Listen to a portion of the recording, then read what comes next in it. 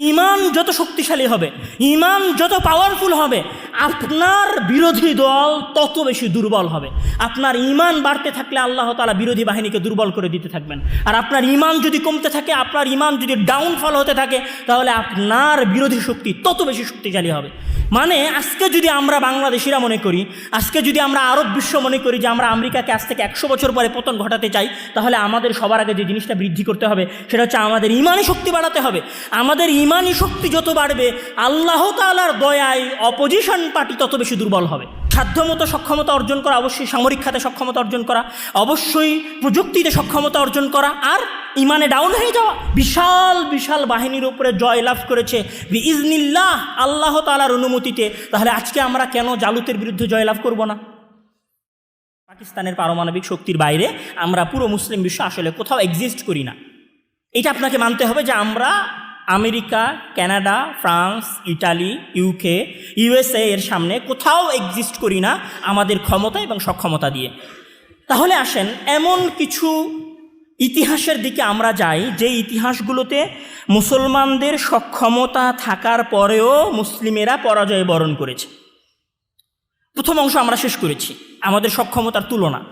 Second অংশে আমরা আলোচনা করব ওই সমস্ত যুদ্ধ যেইগুলোতে আমাদের ক্ষমতা বেশি ছিল, তারপরেও আমরা পরাজয় বরণ করেছি। তার মধ্যে সর্বপ্রথম যে যুদ্ধটা আসতে পারে আলোচনায়, সেটা হচ্ছে ধরেন গাজওয়াত হুনাইন, হুনাইনের যুদ্ধ। রাসূল সাল্লাল্লাহু আলাইহি ওয়াসাল্লাম যখন মক্কা বিজয় করলেন, মক্কা বিজয় করার পরে হুনাইন থেকে রাসূল সাল্লাল্লাহু আলাইহি ওয়াসাল্লামের মদিনার মুসলমানদের বিরুদ্ধে বানু হাওয়াজিন এবং বানু সাকিফ যুদ্ধের জন্য প্রস্তুতি নিয়ে মুসলমানদের দিকে অগ্রসর হলো।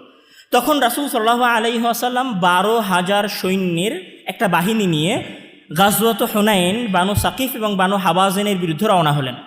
মুসলমানেরা এর আগে যুদ্ধ করেছে বদরের যুদ্ধে 313 জন নিয়ে, উহুদের যুদ্ধে যুদ্ধ করেছে 700 জন নিয়ে, আমাদের সংখ্যা 1000 পর্যন্ত যায় নাই। তো হুনাইনের যুদ্ধে যখন মুসলমানেরা দেখেছে যে 12,000 সৈন্য আমাদের পিছনে আছে, তখন তারা কি মনে করেছে? আল্লাহ তাআলা তাদের কথা উল্লেখ করছেন, আউযু বিল্লাহি মিনাশ শাইতানির রাজিম, লাকাদ নাসারাকুমুল্লাহু ফি মাওয়াতিন কাসীরা ওয়া ইয়াওমা হুনাইনিন ইয আ'জাবাতকুম কাসরাতুকুম ফালাম তুগনি আনকুম শাইআ ওয়া যাকাত আলাইকুমুল আরদু বিমা রাহুবাত সুম্মা ওয়াল্লাইতুম মুদবিরিন।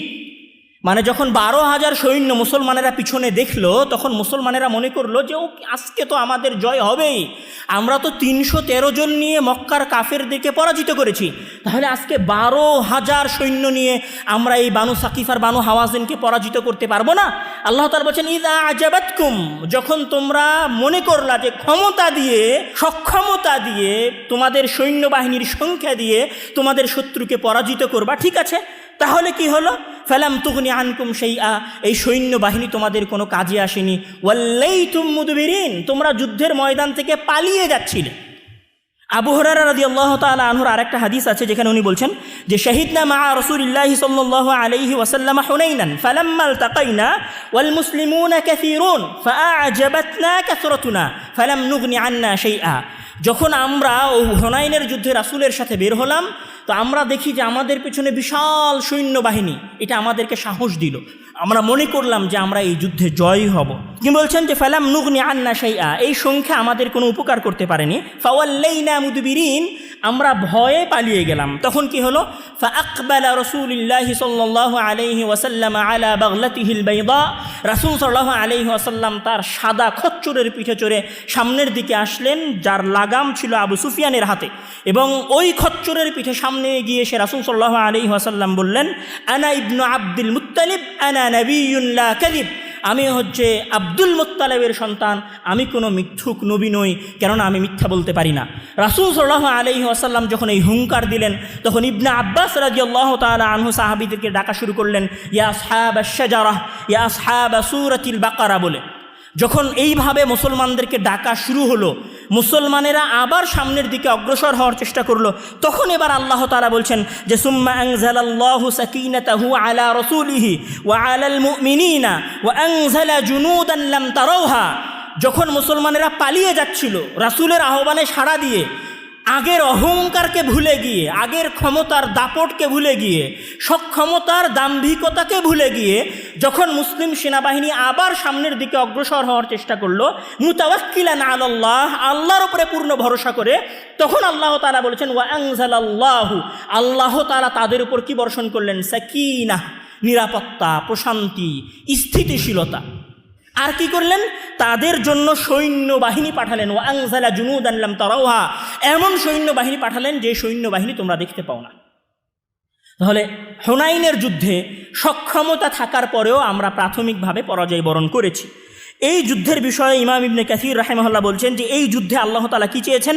আরাদাল্লাহু আন ইউবাইয়িনা লাহুমা আন্না আন-নাসরা লাইসা বিল কাসরাতি ওয়া ইন্নামা হুয়া মিন ইনদিহি, মানে এই যুদ্ধে মহান আল্লাহ তাআলা এটা দেখাতে চেয়েছেন সাময়িক পরাজয় দেখিয়ে, যে দেখো তোমরা যদি শুধু সক্ষমতার উপরে ভরসা করো, তোমরা যদি জাস্ট ক্ষমতার উপরে ভরসা করো, তোমরা যদি জাস্ট তোমাদের কুওয়ায়ের উপরে ভরসা করো, তাহলে আমি তোমাদেরকে পরাজয়ের স্বাদ আস্বাদন করাবো যতক্ষণ না তোমরা ঈমানের রূপে পূর্ণরূপে বলিয়ান হও।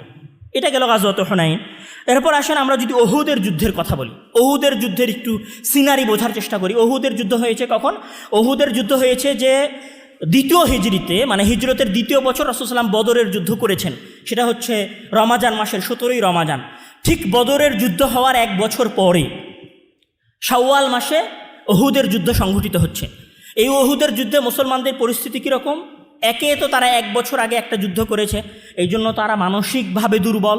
আমরা কিছুদিন আগে যুদ্ধ করে ফিরে এসেছি। অন্যদিকে মক্কার কাফের এবং মুশরিকরা উহুদের যুদ্ধ করতে এসেছে প্রতিশোধ গ্রহণের জন্য, যেটা ইবনে হিশাম রাহিমাহুল্লাহ তার সিরাতের মধ্যে বলছেন যে লাম্মা কুতিলা আশরাফু কুরাইশিন বিবদর আকসামু আল্লা ইয়াবকু আলাইহিম হাত্তা ইয়াসআরু মিন মুহাম্মাদিন ওয়া আসহাবিহি, মানে মক্কার কোরাইশরা এটা শপথ করেছিল যে তারা তাদের বদরের যুদ্ধে নিহত হওয়া নেতাদের জন্য কান্নাও করবে না যতক্ষণ না তারা বদরের যুদ্ধের হত্যার প্রতিশোধ নেয়। তাহলে উহুদের যুদ্ধ যেমন মুসলমানদের জন্য মানসিকভাবে একটা দুর্বলতার জায়গা ছিল, ঠিক তেমনইভাবে উহুদের যুদ্ধে অমুসলিমদের, মুশরিকদের মানসিক সক্ষমতা অনেক বেশি ছিল, কেননা তারা এই যুদ্ধে প্রতিশোধ পরায়ণ ছিল। এই জন্য রাসূল সাল্লাল্লাহু আলাইহি ওয়াসাল্লাম বদরের যুদ্ধ 70 কিলোমিটার দূরে গিয়ে করেছেন, আর উহুদের যুদ্ধ মদিনা থেকে 8 থেকে 9 কিলোমিটার ডিস্টেন্সে অনুষ্ঠিত হয়েছে। এই যুদ্ধে কি হলো? এই যুদ্ধে আমরা দেখেছি, আমরা সকলেই জানি যে এই যুদ্ধে মুসলমানদের অবস্থা বিজয়ের সন্নিকটে ছিল। ওকে, বিজয়ের সন্নিকটে থাকার পরে পতন কখন আসলো? পরাজয়ের সূচনা কখন হলো? সেইটাকে মহান আল্লাহ তাআলা কীভাবে বলেছেন? মানে পরাজয়ের সূচনার জন্য মহান আল্লাহ তাআলা যে শব্দটা ব্যবহার করেছেন, সেই শব্দটা কি ছিল? মহান আল্লাহ তাআলা বলছেন যে ইন্নাল্লাযীনা তাওয়াল্লাউ মিনকুম ইয়াওমাল তাকাল জামআন ইন্নামাস্তাযাল্লাহুমুশ শাইতানু বিবা'দি মা কাসাবু। উহুদের যুদ্ধে পরাজয় হয়েছিল ইন্নামাস্তাযাল্লাহুমুশ শাইতান, যখন শয়তান মুসলমানদেরকে পদস্খলন ঘটিয়েছিল, বিভ্রান্ত করেছিল, বিমা কাসাবু, তাদের কোনো পাপের কারণে। তাহলে উহুদের যুদ্ধে মুসলমানদের পদস্খলন হয়েছিল তাদের কোনো গুনাহের কারণে, যেটা আল্লাহ তাআলা ক্ষমা করে দিয়েছেন। রাসূল সাল্লাল্লাহু আলাইহি ওয়াসাল্লামের অন্য আর একটা হাদিসে আছে বুখারীতে, যে রাসূল সাল্লাল্লাহু আলাইহি ওয়াসাল্লাম উহুদের প্রান্তরের পেছনে একটা বাহিনীকে রাখলেন আব্দুল্লাহ ইবনে জুবাইরের নেতৃত্বে, এবং তাদেরকে বললেন যে তোমরা এই গিরিপথ ছেড়ে চলে যাবে না। রাসূল সাল্লাম বলছেন যে ফাগালাবাতহুমুশ শাহওয়াতু, গনিমতের মাল অর্জনের প্রবৃত্তি, হাদিসের ভাষা বলছে ফাগালাবাতহুমুশ শাহওয়াতু, গনিমতের মাল অর্জনের প্রবৃত্তি যখন আমাদের সাহাবীদেরকে পেয়ে বসলো, তখন তারা ওইখান থেকে রাসূলের আদেশকে লঙ্ঘন করে গনিমতের মাল সংগ্রহ করতে গেলেন। গনিমতের মাল যখন সংগ্রহ করতে গেলেন, তখন পেছন থেকে খালিদ ইবনে ওয়ালিদ এই বাহিনীর উপরে আক্রমণ করলো। তাহলে উহুদের যুদ্ধে আমাদের জয়টা পরাজয় নিপতিত হয়েছিল যখন আমাদের মাঝে বিন্দু মাত্র শাহওয়াত প্রবেশ করেছিল। সক্ষমতা থাকার পরেও, মানে জয়ের দ্বার প্রান্তে গিয়েও আমরা পরাজয় বরণ করেছি। এরপরে যদি আমরা আসি তুরসের যুদ্ধ কাহিনীর দিকে, যদি আসি, যেই যুদ্ধ আব্দুর রহমান আল গাফিক ফ্রান্সের বিরুদ্ধে লড়েছিলেন, সেই যুদ্ধে ওনার 30,000-এর একটা সেনাবাহিনী ফ্র্যাঙ্কিশ শাসকের মাত্র 15,000 একটা সেনাবাহিনীর কাছে পরাজয় বরণ করে। এটা হচ্ছে 732 খ্রিস্টাব্দের 10 অক্টোবরের কাহিনী। এরপরে যদি আমরা বলি যে ভিয়েনা, অস্ট্রিয়া নামে একটা দেশ আছে বর্তমানে, এই অস্ট্রিয়ার রাজধানীর নাম হচ্ছে ভিয়েনা। এই ভিয়েনা অবরোধ করেছিল মুসলমানেরা দখল করার জন্য অটোমান সাম্রাজ্যের শাসনামলে। অটোমান সাম্রাজ্যের শাসনামলে কোন সময়?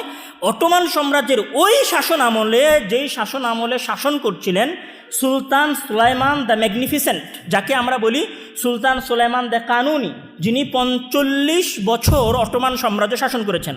মানে তৎকালীন পৃথিবীর সবচেয়ে শক্তিশালী বাদশাহ অবরোধ করতে গেছেন ভিয়েনা। কত সালে উনি ভিয়েনা অবরোধ করতে গেছেন?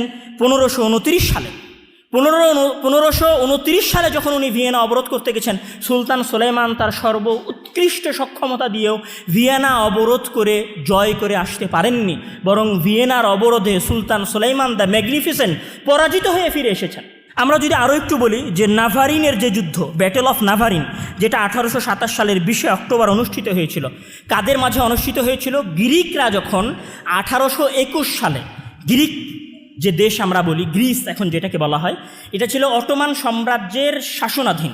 এই অটোমান সাম্রাজ্যের শাসনাধীন গ্রিক দেশটা যখন নিজেদের স্বাধীনতার ঘোষণা করলো 1821 সালে, তখন অটোমানেরা এবং মিশরীয়রা এই গ্রিকদের উপরে হামলা করার জন্য গেল। আর গ্রিকদের পক্ষ নিয়ে ব্রিটেন, রাশিয়া এবং ফ্রান্স একটা মিত্র শক্তি হয়ে মুসলমানদের বিরুদ্ধে আক্রমণ চালালো। এই যুদ্ধে মুসলমানেরা তাদের 20-এরও অধিক যুদ্ধজাহাজ হারায় এবং এই যুদ্ধে মুসলমানেরা পরাজয় বরণ করে। এই যুদ্ধে মুসলমানদের পক্ষ থেকে 2200টারও বেশি কামান ছিল। অর্থাৎ আমরা একটা ভালো স্টেবল পরিস্থিতিতে ছিলাম, তারপরেও আমরা এই যুদ্ধে পরাজয় বরণ করেছি। আমরা যদি আসি মন্ট জিসার্ডের যুদ্ধ, যেটা সুলতান সালাউদ্দিন আইয়ুবীর সাথে হয়েছিল। সুলতান সালাউদ্দিন আইয়ুবী হচ্ছেন অজেয় একজন বীর, যাকে কেউ কোনোদিন পরাজয় বরণ করাতে পারেনি, কিন্তু উনি মন্ট জিসার্ডের যুদ্ধে পরাজয় বরণ করেছিলেন সুলতান সালাউদ্দিন আইয়ুবী বেলডুইন চতুর্থের কাছে 25শে নভেম্বর 1177 সালে। সুলতান সালাউদ্দিন আইয়ুবীর মতো ব্যক্তিও পরাজয় বরণ করেছেন। এই পুরো হিস্ট্রির সারমর্ম হচ্ছে যে আপনাকে শুধু আপনার সক্ষমতা, আপনাকে শুধু আপনার ক্ষমতা, আপনাকে শুধু আপনার প্রতিপত্তি, আপনাকে শুধু আপনার টেকনোলজি যুদ্ধে জয় এনে দিবে, বিষয়টা এরকম নয়।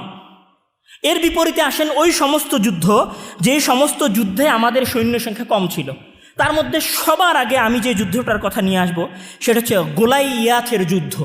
খ্রিস্টপূর্ব 1050 বছর আগের কথা, মানে ঈসা আলাইহিস সালাম জন্মের 1050 বছর পূর্বে গোলাইয়াথ যে যুদ্ধ হয়েছিল বর্তমান জেরুজালেম এবং তেল আবিবের মাঝখানের একটা অঞ্চলে তালুত এবং জালুতের মধ্যে, যেই যুদ্ধের ঘটনা মহান আল্লাহ তাআলা পবিত্র কোরআনে উল্লেখ করেছেন। সেই যুদ্ধের ঘটনা কি ছিল সেটা আপনারা সকলে জানেন, যে বনু ইসরাইলেরা যখন তালুতের নেতৃত্বে জালুতের বিরুদ্ধে যুদ্ধ করার জন্য গেল, তখন তালুত বললেন ইন্নাল্লাহা মুবতালিকুম বিনাহারিন, যে আল্লাহ তাআলা তোমাদেরকে একটা নদী দিয়ে পরীক্ষা করবেন। কিসের পরীক্ষা করবেন?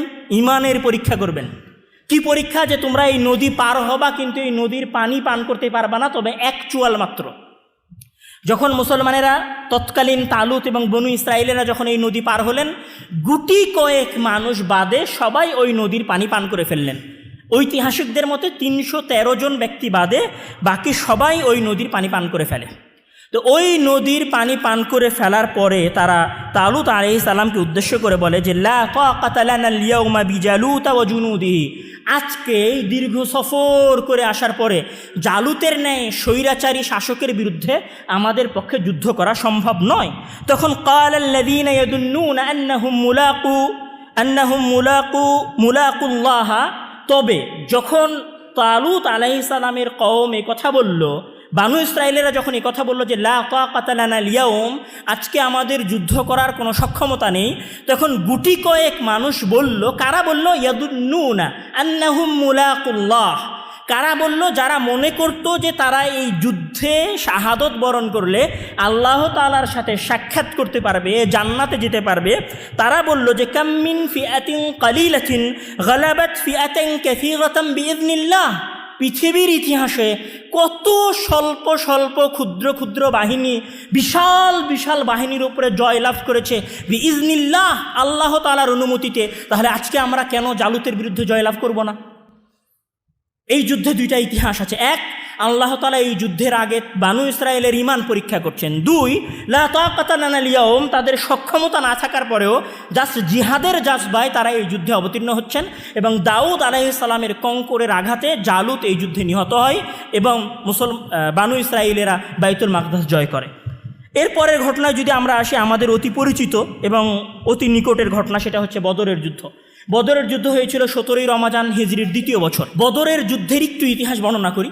বদরের যুদ্ধে আসলে আমরা শুধু ঘটনাগুলোকে শুনি, আমি ঘটনাগুলোকে একটু অ্যানালাইসিস করানোর চেষ্টা করছি।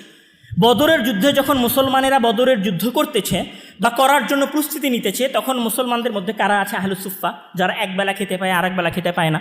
আছে হচ্ছে মুহাজিরেরা, যারা মক্কা থেকে পালিয়ে এসেছে। আছে হচ্ছে আনসার, ওই সমস্ত দরিদ্র মদিনার আনসারেরা, যারা তাদের সম্পদের একটা অংশ মুহাজিরদেরকে ভাগ করে দিয়েছে। মানে সবাই মিলে কারা আছে? ওসমান, আব্দুর রহমান ইবনে আউফ এবং আবু বকর রাদিয়াল্লাহু তাআলা আনহুদেরকে বাদ দিলে সবাই হতদরিদ্র মানুষ এই বদরের যুদ্ধে অংশগ্রহণ করতেছে। আমি যদি বলি, ওই সময় মুসলমানেরা মেন্টালিও দুর্বল, সক্ষমতার দিক থেকেও দুর্বল। কেন? আমি তার একটা উদাহরণ দেই, যে রাসূল সাল্লাল্লাহু আলাইহি ওয়াসাল্লাম, সহিহুল বুখারীর হাদিস, আন উমর ইবনুল খাত্তাব রাদিয়াল্লাহু তাআলা আনহু قال لما كان يوم بدر نظر رسول الله صلى الله عليه وسلم الى المشركين هم 1000 واصحابه 319 رجلا। রাসূল সাল্লাল্লাহু আলাইহি ওয়াসাল্লাম যখন বদরের যুদ্ধে বের হলেন, তখন তিনি মুশরিকদের দিকে দেখলেন যে তারা 1000, আর মুসলমানদের দিকে দেখলেন যে তারা 300 সামথিং।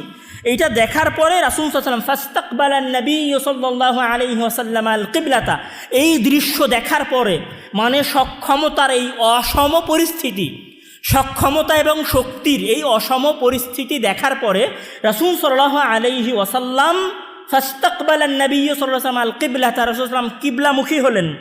তারপরে কি করলেন? সুম্মা মাদ্দা ইয়াদাইহি, তার দুই হাত প্রসারিত করলেন। ফাজাআলা ইয়াহতিফু বিরাব্বিহি, এবং তার প্রতিপালকের কাছে প্রার্থনা করা শুরু করলেন, আল্লাহুম্মা আনজিজলি মা ওয়া'আদতানি, হে আল্লাহ, তুমি আমার ওই ওয়াদা পূরণ করে দাও যেটার তুমি আমার সাথে ওয়াদা করেছো। এই বলে আরও তার সাথে কিছু বাক্য আছে, যেগুলো বলে রাসূল সাল্লাল্লাহু আলাইহি ওয়াসাল্লাম দোয়া করা শুরু করলেন। রাসূল সাল্লাল্লাহু আলাইহি ওয়াসাল্লাম কখন দোয়া করা শুরু করতেছেন, এটা একটা গুরুত্বপূর্ণ বিষয়। রাসূল সাল্লাল্লাহু আলাইহি ওয়াসাল্লাম কতটুকু দোয়া করতেছেন, সেটাও একটা গুরুত্বপূর্ণ বিষয়। রাসূল সাল্লাল্লাহু আলাইহি ওয়াসাল্লাম দোয়া করতেছেন, বলছেন যে ফামা জালা ইয়াহতিফু, রাসূল সাল্লাল্লাহু আলাইহি ওয়াসাল্লাম দোয়া করতেই থাকলেন, মাদ্দান ইয়াদাইহি, তার দুই হাত উঁচু করে।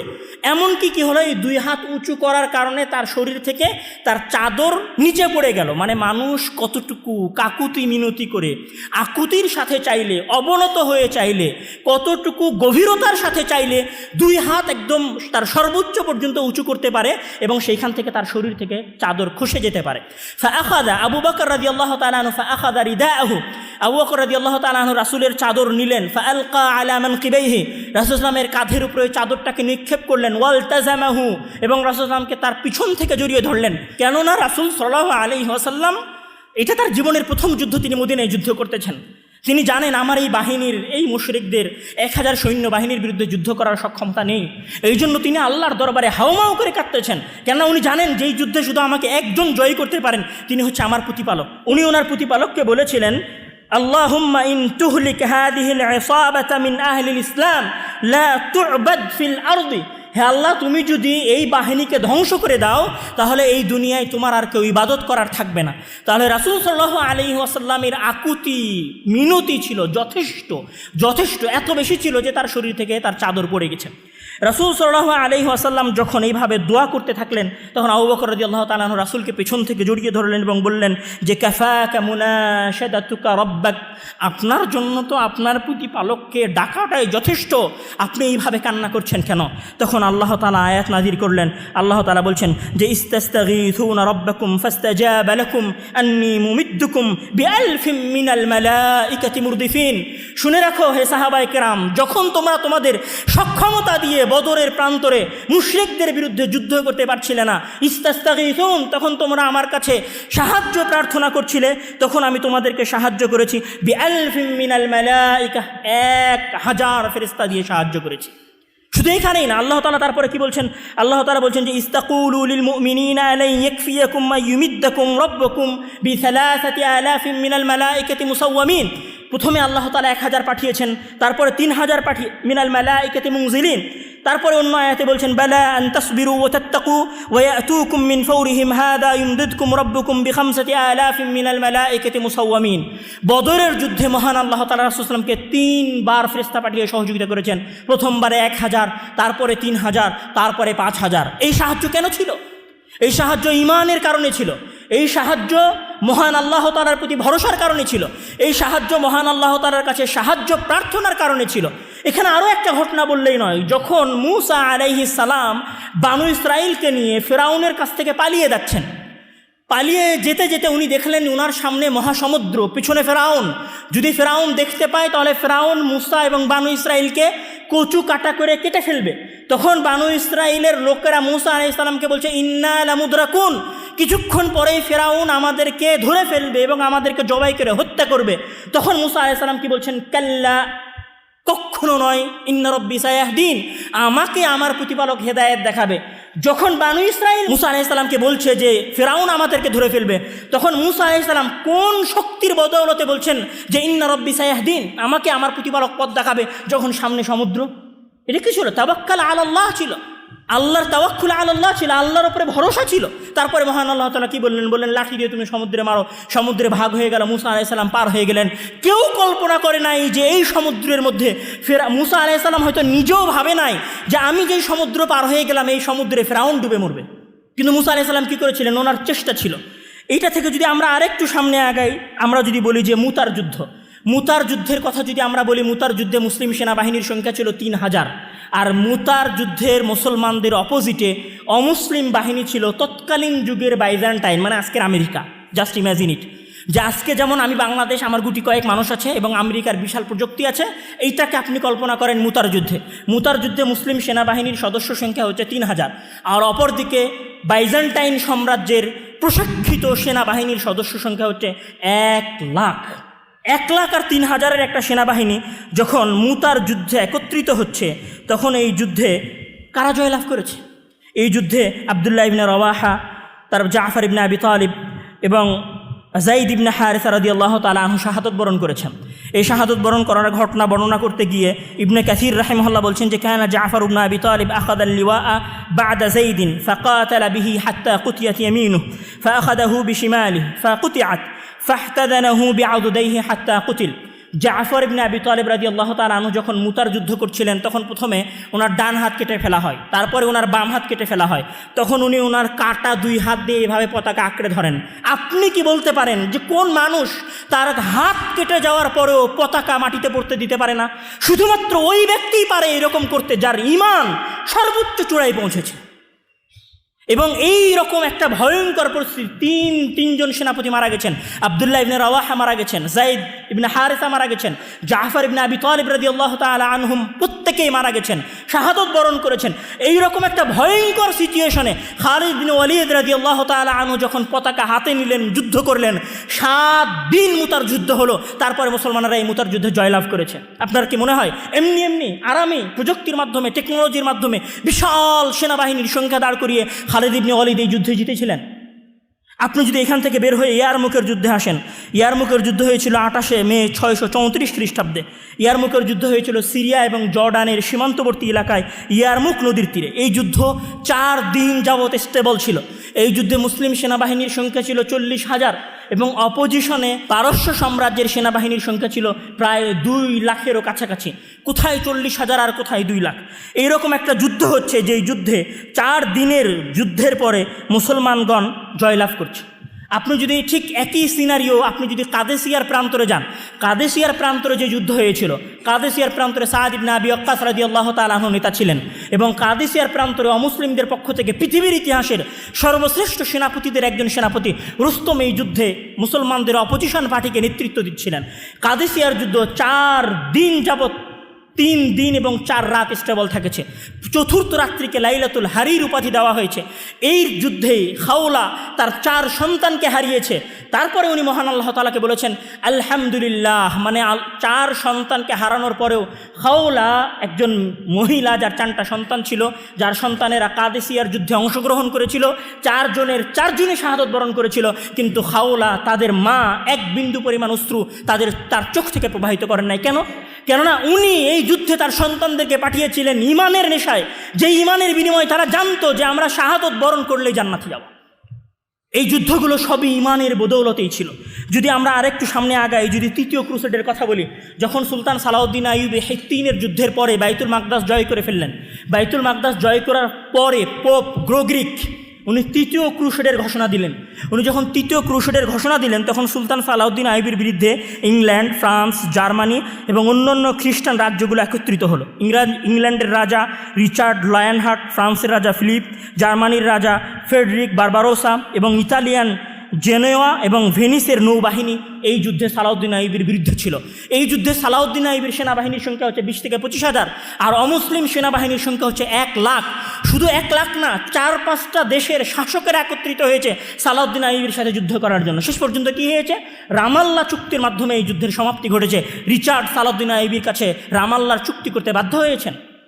এরপরে যদি আমরা বলি যে কনস্টান্টিনোপল, যেটাকে আমরা আজকাল ইস্তাম্বুল বলছি, এই ইস্তাম্বুল একটু হিস্ট্রি বলতে হবে, তাহলে ইস্তাম্বুলের এই ইতিহাস বুঝতে আমাদের সহজ হবে। ইস্তাম্বুল হচ্ছে 1000 বছরের খ্রিস্টান সাম্রাজ্যের রাজধানী।